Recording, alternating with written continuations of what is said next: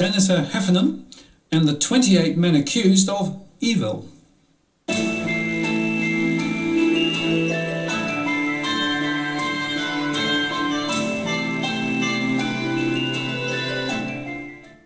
Nice enough, John Adams. In the interest of people. Hi, John. Hello, sir. Back in the studio again, and a bit controversial tonight. Yes. I mean, our bread and butter is to talk about economics and financial matters, but there is, from time to time, where we have to sort of deviate from that and talk about something quite serious. And we're going to talk about a topic that is red hot right across the country among ordinary voters. But when it comes to the power elite in Canberra, they don't want to talk about it. And this allegations that we covered. Actually, we covered it in a show in terms of 2021. So we said dark Australian forces refused to save the children. So let's put the thumbnail in terms of that up. So we covered a range of controversial stories that the mainstream establishment in this country, politics and the media don't want to touch.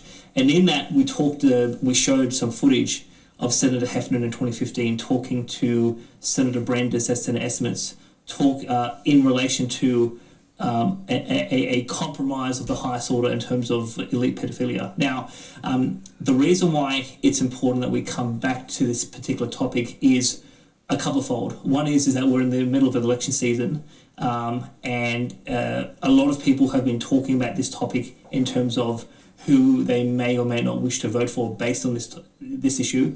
Certain politicians have been confronted over this issue, and we're going to talk about that. But also in the last week, I have received communication from two senators, one within the coalition and one from outside the coalition, on this particular topic. And so there's some things to clarify for the audience, but also I think there is some news to break, and I think we can hopefully give our audience and the broader community some guidance as to what's really happening with this sort of issue. Right, and timely given the election campaigns and everything else and people voting on the 21st, right? Indeed, yep. Indeed. But the one thing I think is just critical to underscore, Martin, is that no matter how much the media and the politicians don't want to talk about this type of allegation that there is an elite pedophile network at the highest levels of our country, you cannot just sweep these things under the carpet. And you and I have had a conversation off camera in the sense that once you let the genie out of the bottle, it must be addressed because if you don't address it and you allow these allegations to sit, there's just a stench around Parliament and in terms of the legal profession, and whether these allegations are true or not, people just start to lose confidence in the way our country's run, and that's not healthy for Australian democracy. No, because the point there is that whether there's truth in it or not, leaving it hanging just leaves the question mark, and it gets bigger and bigger, doesn't it? Absolutely, and that's precisely what's been happening over the last few years. It's been growing and growing, and now one thing I will say is, in the last week, I have spoken to a journalist in the Canberra Press Gallery about this topic and about some of the information we're about to reveal tonight. And this journalist said to me, "John, you've lost your mind. You've fallen off the planet." And so,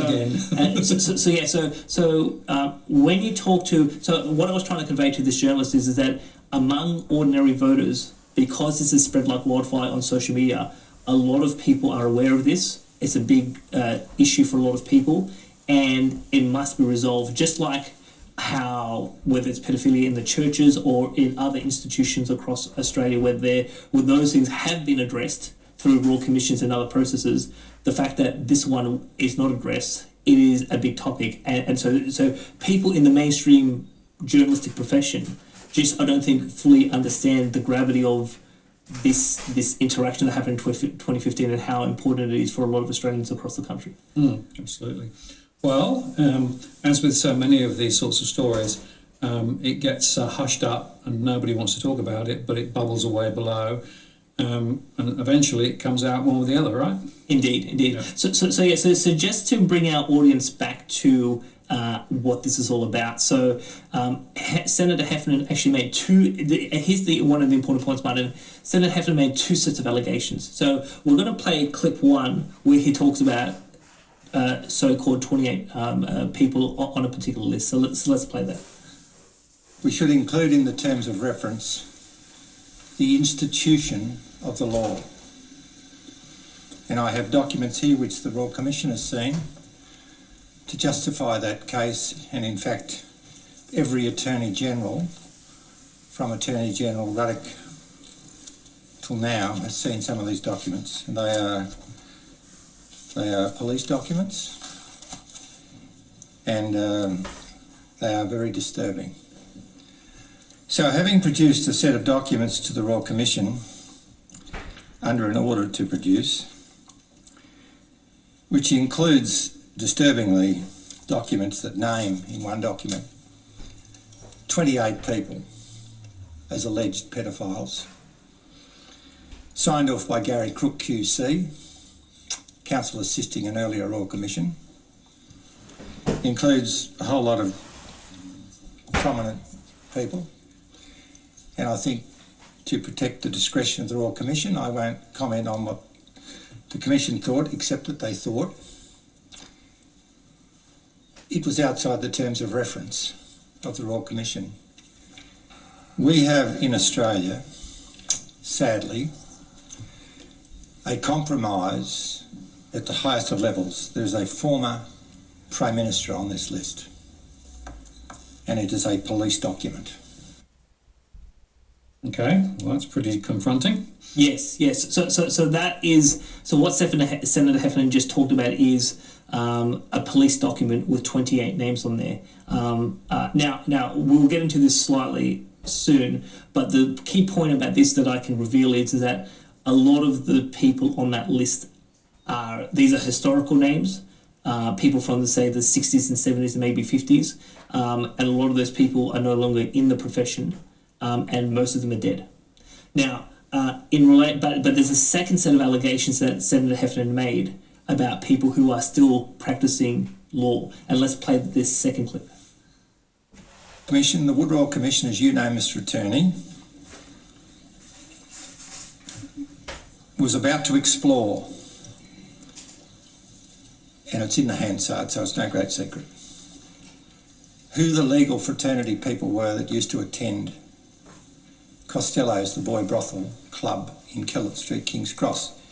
And I've actually got the list here. And a lot of them are still practicing. But the judge of the day of the Royal Commission decided it was a no-go zone, and Paddy Bergen, counsel assisting at the time, said, we'll rise for morning tea, and they never went back to it. And I did ask the Commissioner why. He said he'd deny it if ever I mention it. I think it's time to mention it in view of the good work of the Royal Commission. He said, we've decided not to revisit that issue because the public would lose confidence in the judiciary. I think it's time, like the churches and our other institutions who are now facing up to the truth, I think it's time the institution of the law faced reality. Okay, well, that's even more confronting. Yes. So what's important for the audience to understand is that you have 28 names, which is a historical list, and then you have a set of allegations about that this phenomena is ongoing. And so particularly because that's this second clip that we just played, and this allegation that these are things that are still in train, that's even gives it even more gravity as to why the whole topic needs to be addressed by the powers that be, particularly after the election.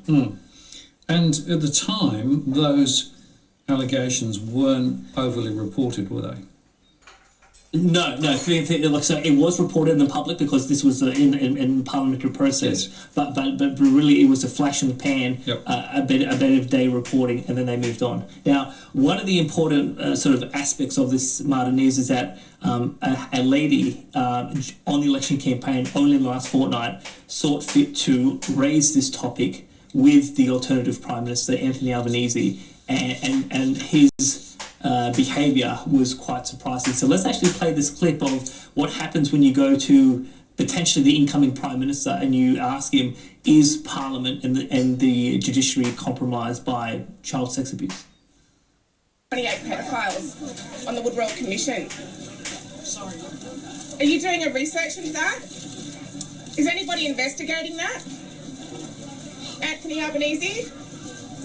How about the Woodwell Commission? Yeah, the Woodwell Commission.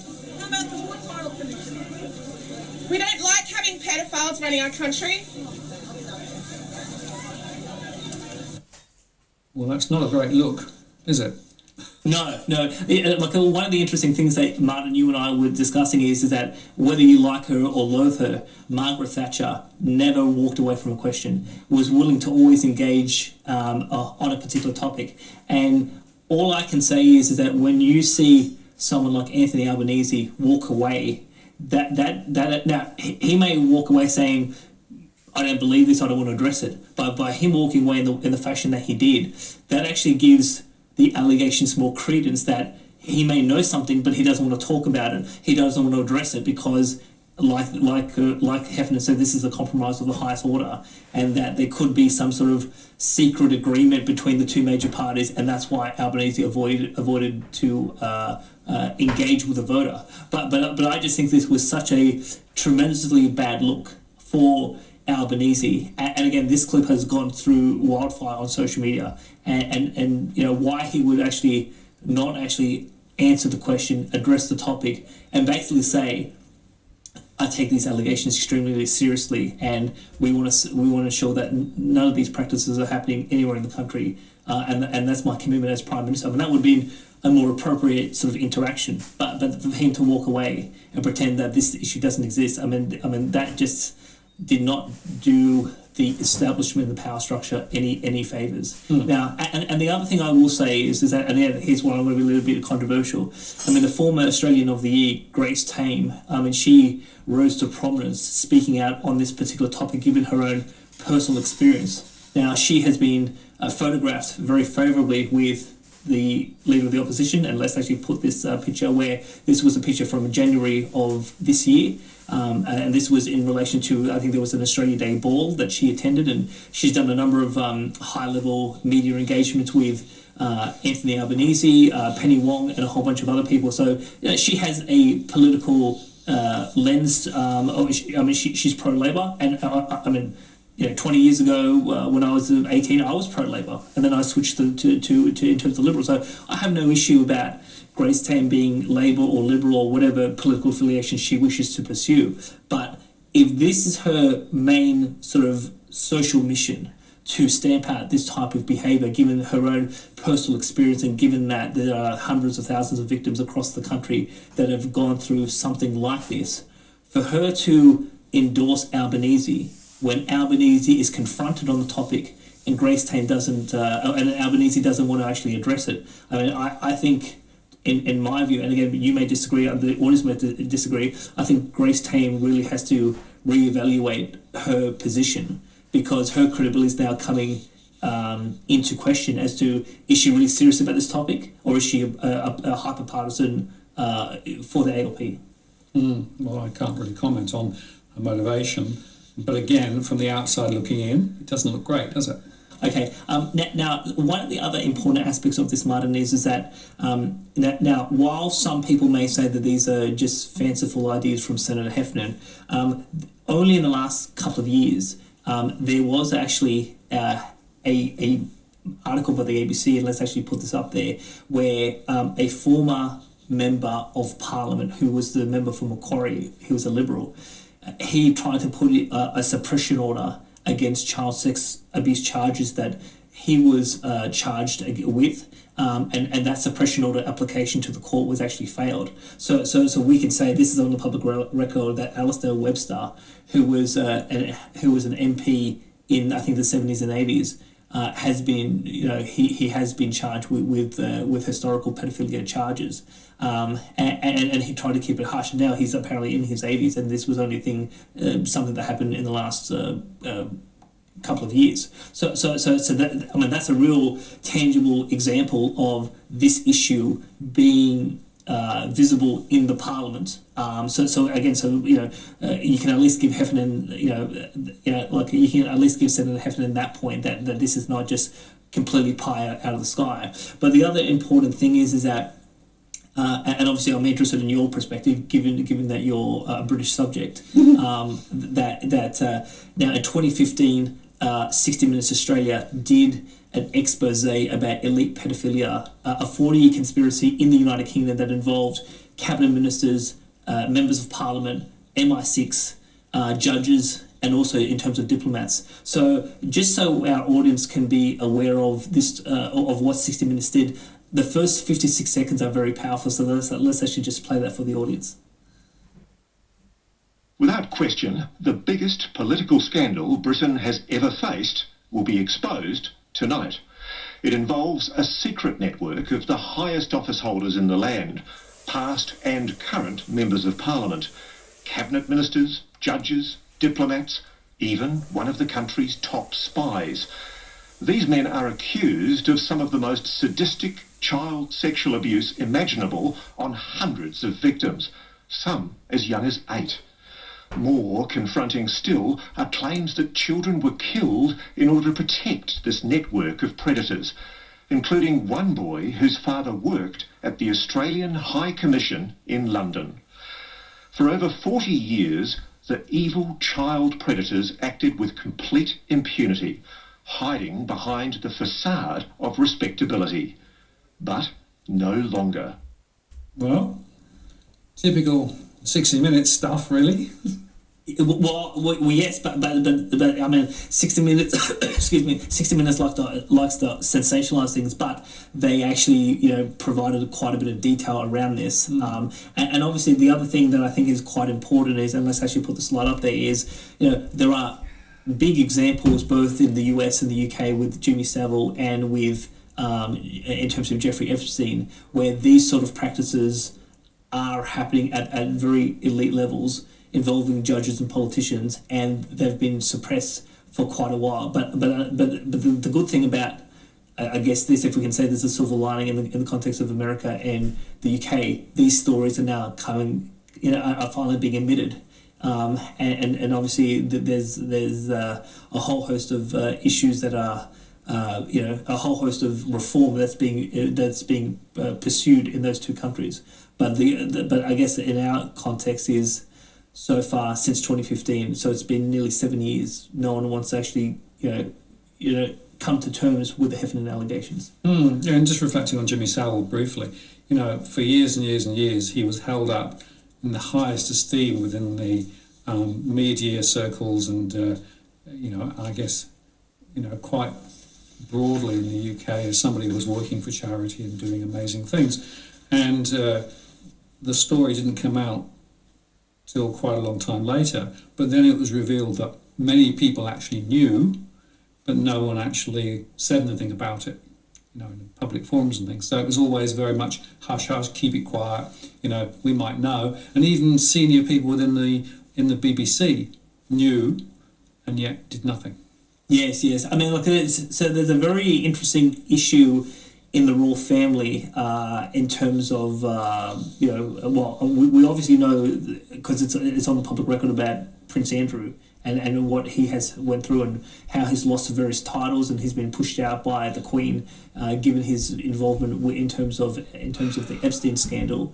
But obviously the other point is, Charles is about to, at some point in the next decade, take the throne, and yet Savile was one of his close friends in the palace, and obviously Prince Charles had an uncle who was of a similar sort of character. So, not like, I'm a Republican, and I've been a staunch Republican for a long time. So, not sure exactly about the ins and outs of the monarchy in the UK, but there is, perhaps someone needs to clean house over in the palace.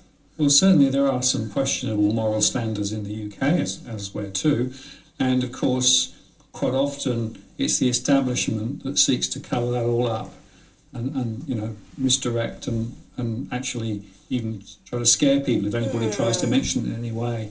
Their first instinct is to cover it up, close it down, not talk about it, right? Whether it's true or whether it's not. Yes. That seems to be deeply ingrained in the way that high society and the establishment actually works.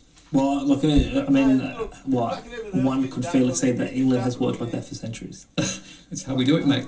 Indeed. Now, like, just taking the story on just a little bit, Martin, is that now there is something about this story which a lot of people believe is true, but is actually false, and that is that this issue of a 90-year suppression order.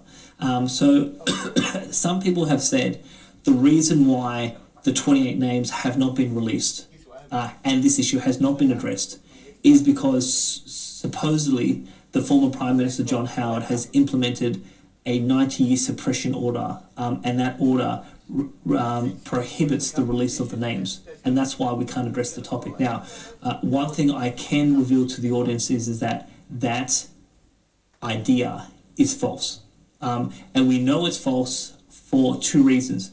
One reason is that Senator Malcolm Roberts last year in December released a video on YouTube and Facebook in which he addressed this topic.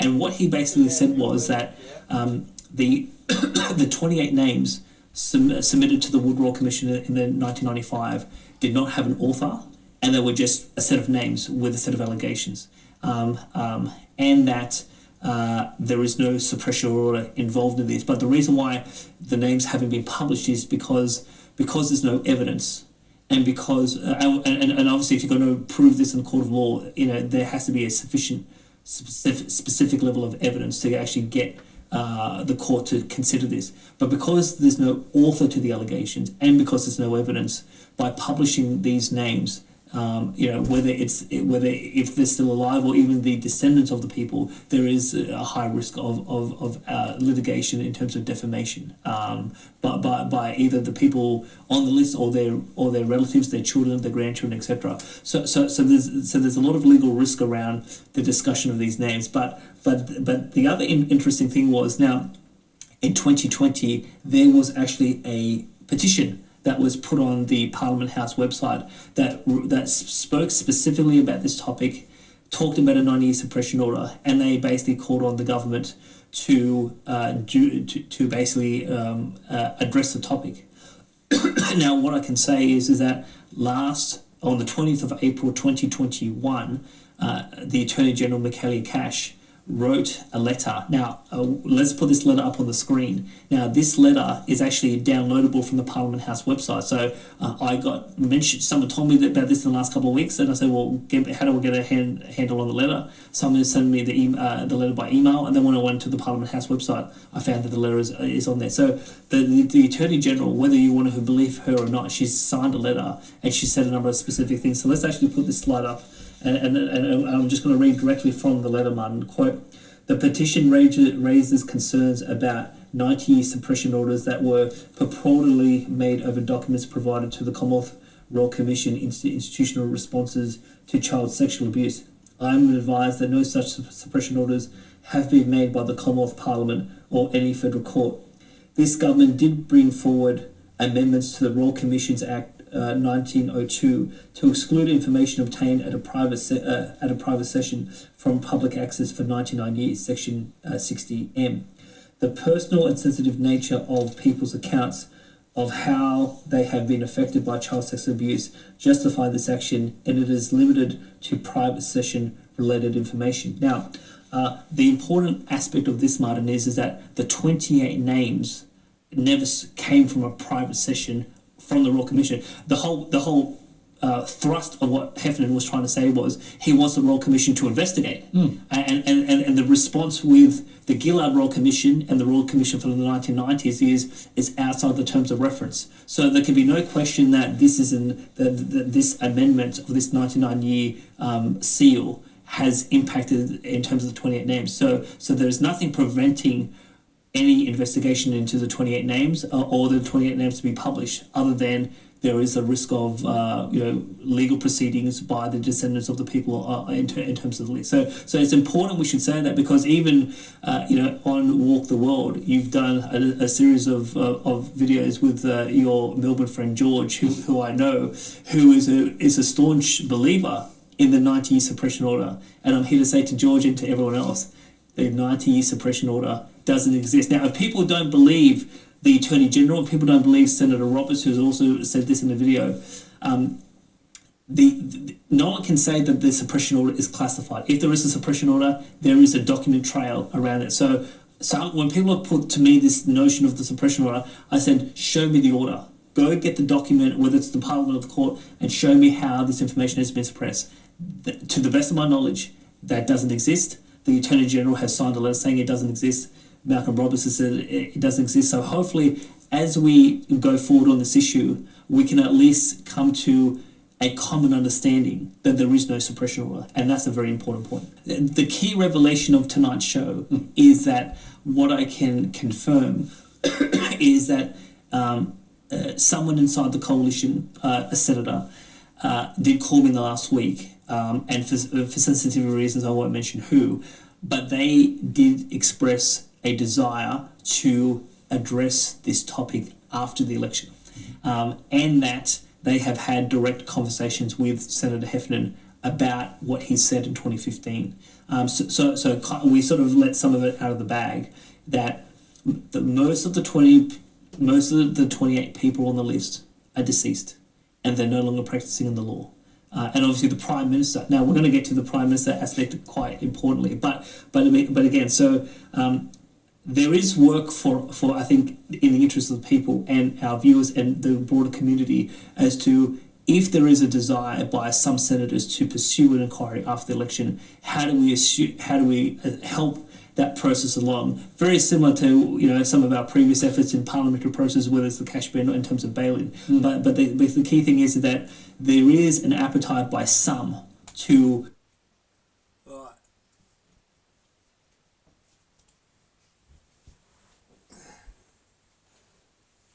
What I want to say is, in the interests of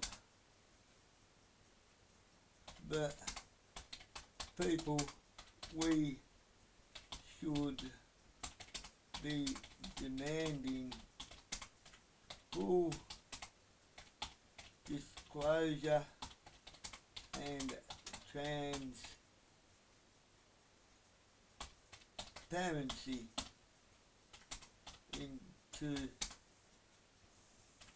all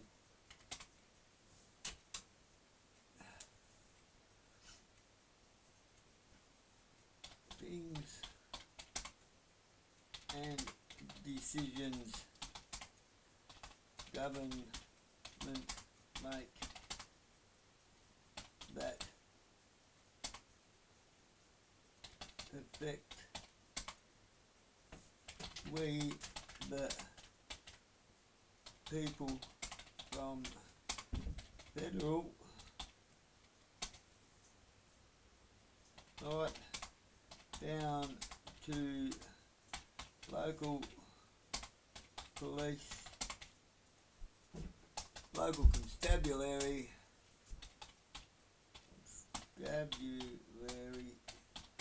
and judiciary, as it is us that they work for, not the other way around.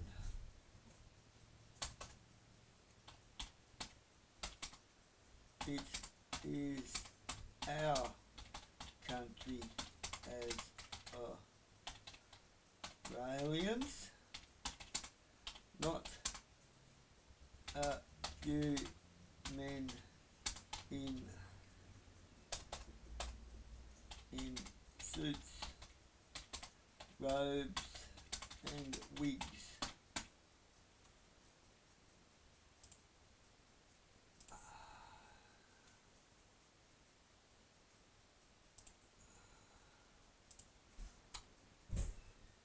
So in the interest of the people, we should be demanding full disclosure and transparency into all things and decisions government make that affect we the people, from federal right down to local constabulary and judiciary, as it is us that they work for, not the other way around. It is our country as Australians, not a few men in suits, robes and wigs.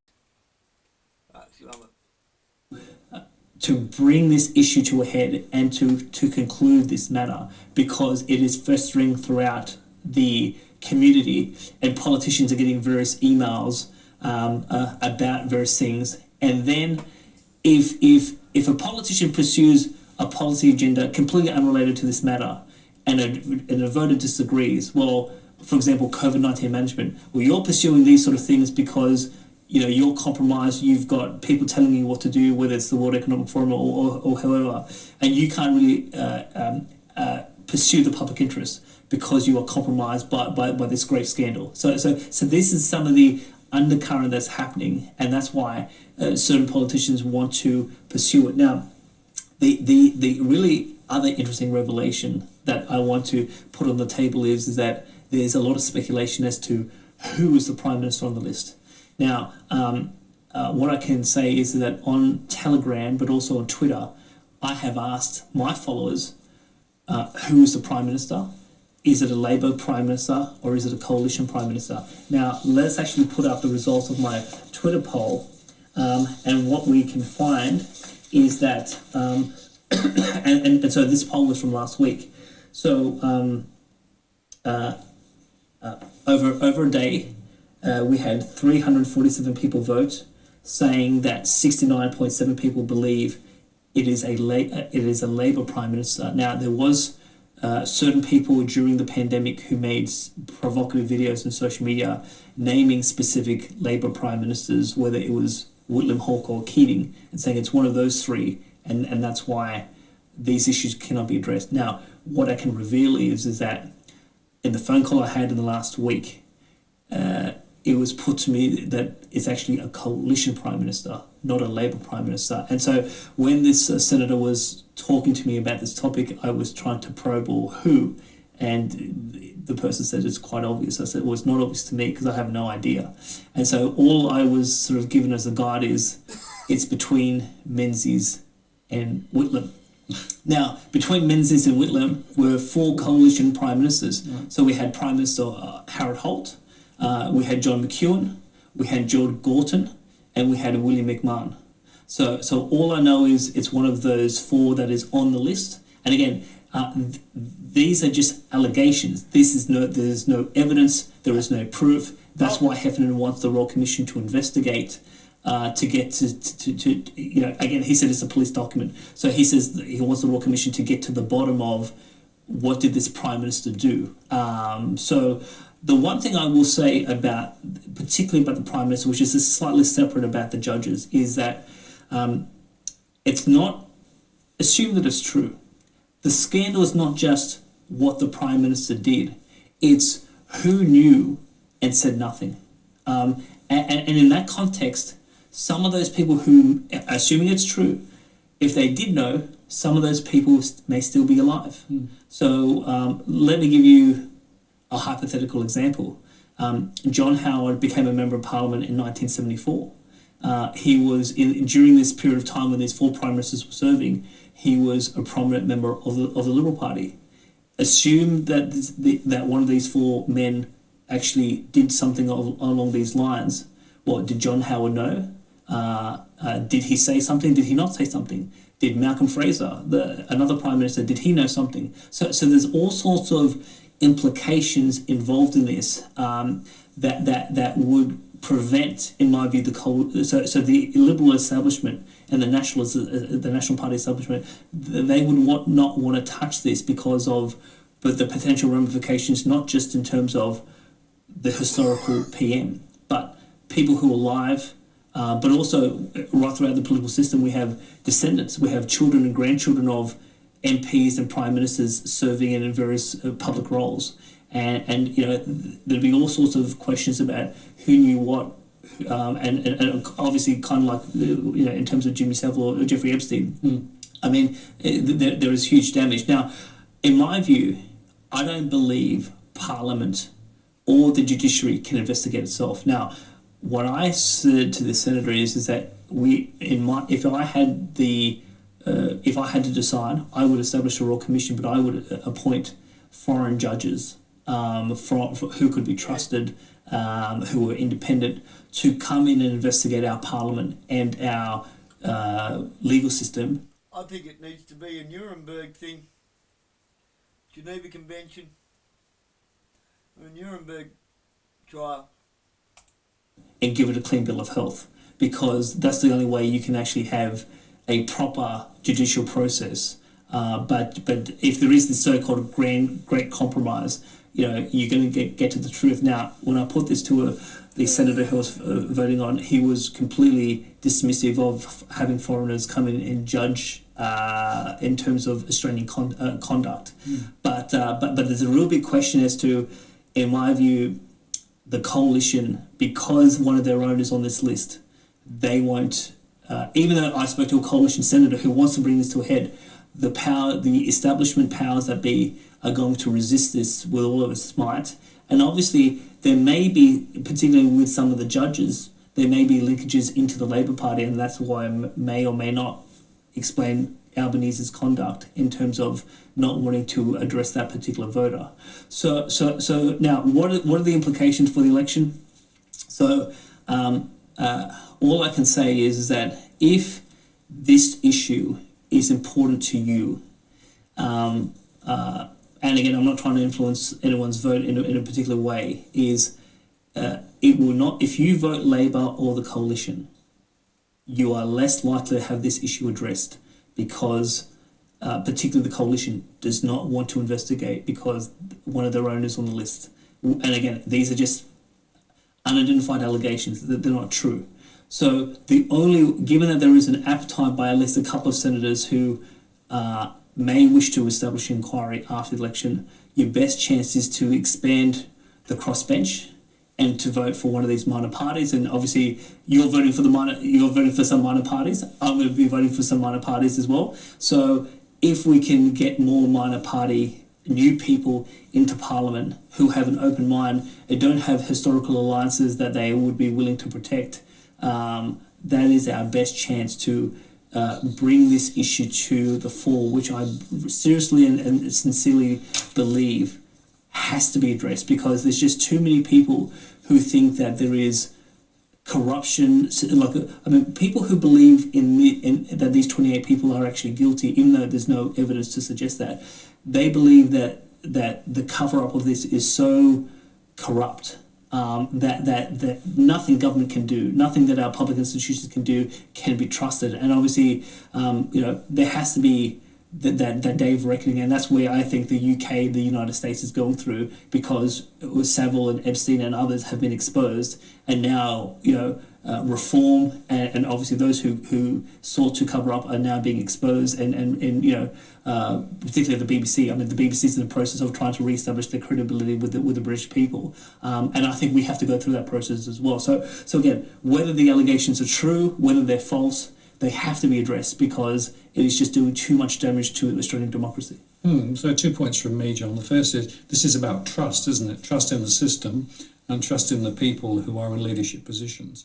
And simply by ignoring it and essentially not wanting to talk about it, actually that decays trust even more.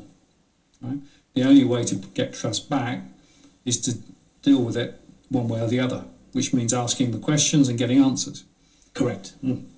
Right. We must pursue that. It's very important, I think. Yes. So we have, I think, 2.5 weeks until election day. Now, the practical method of establishing a parliamentary inquiry is to have a senator move the motion and to have a seconder. So I think after the election, I'm fairly confident we can get 2 people to potentially raise the topic in Parliament or in terms of the Senate. But then if it goes to a vote, dare I say, there'd be a lot of pressure, one, to not have the vote. But then there'll be the mainstream media trying to deride the whole exercise. So the only way to bring more credibility to the topic is to vote as many minor party senators on the crossbench who would be open-minded to having this issue explored, and that would be a good thing for the country. Yeah. Well, John, thank you very much. Very important subject as always, and I guess we'll keep tracking it over the next little while. Indeed. Thanks very much. Thank you. Martin North, John Adams in Interest of the People. We'll see you next time.